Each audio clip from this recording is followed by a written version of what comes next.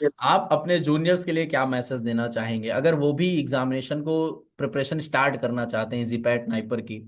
तो कहाँ से वो स्टार्ट कर सकते हैं, कौन कौन से सब्जेक्ट से वो शुरुआत करें, और फिर धीरे धीरे करके उनको कैसा स्टडी रूटीन अपना बनाना चाहिए? सर सबसे पहले तो उनको जो जूनियर्स है सबसे पहले जीडीसी को ज्वाइन करना चाहिए, क्योंकि सबसे बड़ा प्लेटफॉर्म है जहाँ से हम लोग आगे अपना मतलब जीडीसी ज्वाइन कर लिया तो सर ही लोग बताते रहते हैं, धीरे धीरे अपने आप हो जाता है, अब करने की जरूरत ही नहीं पड़ती। और बाकी ये है कि डेली जो क्लासेस हो रही है उसको अटेंड करें, उसी हिसाब से नोट्स बनाते रहें जैसा सब बताते हैं, और बस हो जाता है, टेस्ट देते रहो बस हो जाएगा। Hello everyone, welcome back to GDC classes. Topper stock series में आप लोग वीडियो देख रहे हैं और आज हम लोग एक नए टॉपर के साथ जुड़ रहे हैं। आज हम जुड़ रहे हैं राहुल उपाध्याय के साथ, जिन्होंने इस जीपैट के एग्जामिनेशन में अचीव किया हुआ है 53 rank. So all India rank 53। Rahul, congratulation for your result. Thank you so much sir, thank you. Rahul, आप अपने बारे में पहले बताइए, आप कहाँ से हैं और कहाँ से आप फार्मेसी अभी पढ़ रहे हैं? सर मैं मतलब लखनऊ से, मेरा नाम राहुल उपाध्याय, मैं लखनऊ से हूँ। मैं ओके। नोआ कॉलेज ऑफ फार्मेसी से हाँ। ये अपना बैचलर फार्मेसी कंप्लीट किया ओके, तो नोआ कॉलेज ऑफ फार्मेसी से अभी आप पढ़ाई कर रहे हैं, अभी आप फाइनल ईयर में हैं। और नहीं, हो गया मतलब कंप्लीट हो गया सर पिछले साल। अच्छा, आप रिपीटर में थे, ड्रॉपर में थे? यस सर, मतलब पिछले ओके, आप ड्रॉपर में थे। यस चलो बहुत बढ़िया, फिर तो और मजा आने वाला है अभी, यस। है ना? ओके राहुल, तो आपने एक साल का ड्रॉप लिया और एक साल का ड्रॉप लेकर के आपने अपने इस एग्जामिनेशन की प्रिपरेशन करी हुई है। अच्छा, कैसे आपने जीडीसी को चुना अपने इस प्रिपरेशन के लिए, और कब आपने जीडीसी के साथ ज्वाइन किया? सर फोर्थ ईयर में सर, जब देखा था मतलब ऑनलाइन देखते थे यूट्यूब यूट्यूब से सर, तो हाँ। उससे पता चला था जीडीसी के बारे में। ओके। तो तभी से सर इनरोल थे इसमें, उसके बाद कंप्लीट किया फिर अपने फोर्थ ईयर में सर जीडीसी वो क्वालिफाई किया जीपैट का। ओके। सर फिर उसके बाद मतलब सर कुछ वजह से नहीं हो पाया था, ओके, इस वजह से फिर से देना पड़ा। तो आपने एक साल का ड्रॉप लिया और फिर से प्रिपरेशन करी, और इस बार ऐसा प्रिपरेशन करी कि आप टॉप 50 से बस जरा सा आप बाहर हो गए, वरना तो आप टॉप 50 तक पहुंच ही गए थे। 50s में तो है यस ही हैं सर। आप, है ना? तो 53 रैंक यहाँ पे राहुल ने हासिल करी हुई है। राहुल, ड्रॉपर जो होते हैं, एक साल का अगर गैप लेकर के जैसे किया जाता है, जिसको हम रिपीटर्स बोलते हैं, तो एक बहुत यस बड़ा प्रेशर होता है, देखो, है ना? क्योंकि जब आप एक साल पूरा वेस्ट अपना कह सकते हैं कर रहे हो, और ये डर भी होता है कि अगर इस साल नहीं हुआ क्या होगा, तो बहुत सारे प्रेशर होते हैं। तो आपने ऐसा क्या किया, और आपके अंदर उस जो प्रेशर को कैसे आपने हैंडल किया, क्या थी आपकी स्टोरी? नहीं सर, मैं जॉब के साथ कर रहा था, जैसे मैं पिछली बार भी क्वालिफाइड था, नाइपर ओके। भी क्वालिफाइड था, फीस की वजह से सर इशू आ गया था, इस वजह से नहीं हुआ था।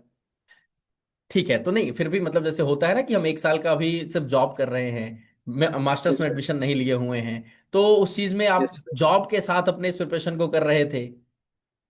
Yes sir. कितना चैलेंजिंग था ये? सर था मतलब टाइम कम जैसे मिल रहा था, से इसकी वजह से। ओके, चलो कोई नहीं। अच्छा, अभी थोड़ा सा हम आते हैं अपने स्टडी रूटीन पे।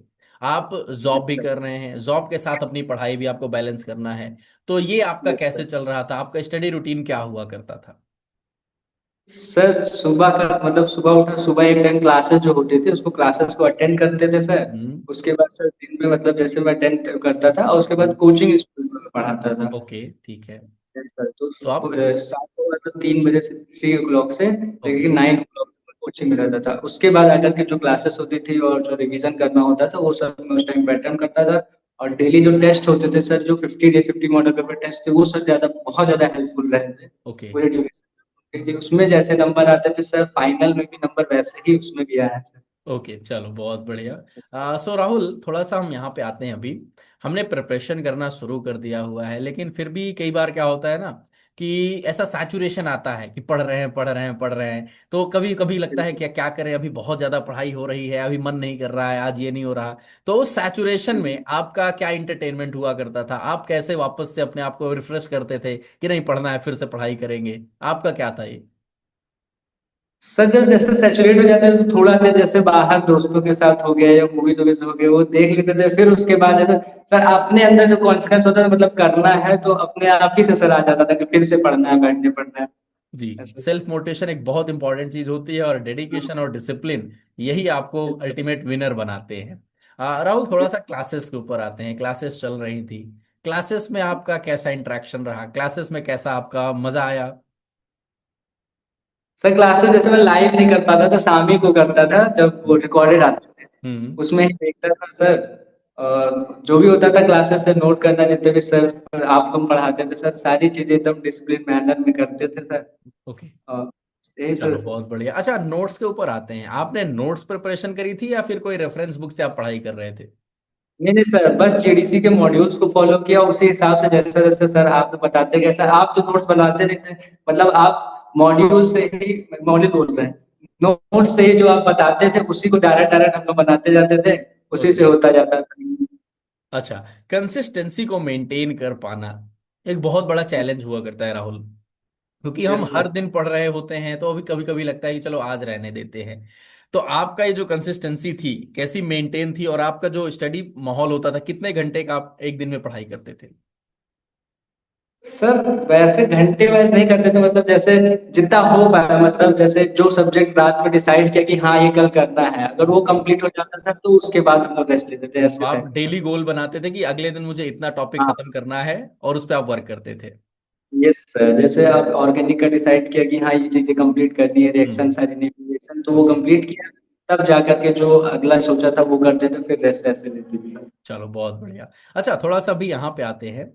कई बार हम पढ़ाई तो जब स्टार्ट करते हैं तो हमारे अंदर बहुत जोश होता है, हम पढ़ाई बहुत बढ़िया कर रहे होते हैं, लेकिन धीरे धीरे क्या होता है, थोड़े से प्रॉब्लम्स आती हैं, है ना? अगर हम यहाँ पे आपसे पूछे कि ऐसी क्या दिक्कतें हैं, ऐसी क्या क्या प्रॉब्लम्स हैं जो इन जनरल जो भी प्रिपरेशन कर रहे हैं स्टूडेंट्स जीपैट की फेस करते हैं, तो आप ऐसी कोई प्रॉब्लम है जो आप बता सकते हैं और आपने उसको कैसे सॉर्ट आउट किया था? सर प्रॉब्लम यही कि जैसे ये टेस्ट जब देते हैं हम लोग सर, तो उसमें नंबर जो जो कम आते हैं उससे सर बहुत ज्यादा सर डिमोटिवेशन होने लगता है, जैसे हम हाँ। लोग को लगता है कि होगा ही नहीं, क्वालिफाई नहीं होगा। बट अगर हम लोग कंसिस्टेंसी मेंटेन रखें, धीरे धीरे टेस्ट को देते रहें और उससे हम्म। एनालाइज करते रहें कि क्या क्या गलतियां हम लोग से हो रही हैं, हम्म। उसको हम लोग फिर उस गलतियों को ना रिपीट करें, तो हम्म। इससे ज्यादा बहुत ज्यादा हेल्प मिलता है हम लोग को फाइनल पेपर में, और लास्ट मतलब लास्ट तक आते आते वो नंबर सही हो जाते हैं मतलब। ओके। राहुल का फेवरेट सब्जेक्ट जहां से सबसे ज्यादा क्वेश्चंस बन रहे थे और सबसे ज्यादा मार्क्स भी आ रहे थे, फेवरेट सब्जेक्ट कौन सा था? Sir pharmacology. फार्माकोलॉजी, वहां से क्वेश्चंस आपके सारे बनते थे। ये समझो सर अच्छे थे। चलो बहुत बढ़िया। अच्छा, जैसे अभी हम स्टार्ट करते हैं तो हम क्या करते हैं, मेजर और माइनर पे डिसाइड करते हैं कि हमारा सिलेबस में मेजर जहां से क्वेश्चंस ज्यादा आते हैं, और माइनर जहां से क्वेश्चंस थोड़े से कम बनते हैं। तो मेजर और माइनर का आपने कैसे बैलेंस किया था, आपकी पढ़ाई का जो होता था मेजर और माइनर आप कैसे मैनेज करते थे? सर मेजर जैसे फार्माकोलॉजी हो गया और एनालिसिस हो गया एंड ऑर्गेनिक हो गया, इन सबको मतलब जैसे डेली करना होता था कि हम्म। रूटीन वाइज सबको हमेशा मतलब लेके चलना है, और जो माइनर होते थे जैसे जीक्यू का इन सबको वीकली मतलब एक बार देख लिया, कभी कभी कर लिया, तो उससे मतलब बैलेंस बना रहता था सर। ओके। तो माइनर को आप कितना टाइम देते थे और कैसे उसकी प्रिपरेशन करते थे, क्वेश्चंस करते थे या प्रॉपर उसकी भी थ्योरी पहले नोट्स बनाते थे फिर उसके बाद क्वेश्चंस पे जाते थे?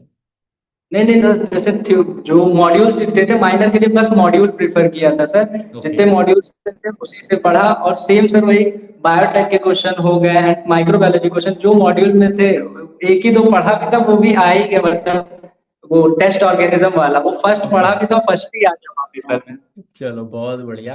तो आई होप कि आपने जो यहाँ पे इस जर्नी को एंजॉय किया है ये आप कंटिन्यू रखेंगे नाइपर एग्जामिनेशन में भी। यस। आप अपने जूनियर्स के लिए क्या मैसेज देना चाहेंगे, अगर वो भी एग्जामिनेशन को प्रिपरेशन स्टार्ट करना चाहते हैं जीपैट नाइपर की, तो कहाँ से वो स्टार्ट कर सकते हैं, कौन कौन से सब्जेक्ट से वो शुरुआत करें, और फिर धीरे धीरे करके उनको कैसा स्टडी रूटीन अपना बनाना चाहिए?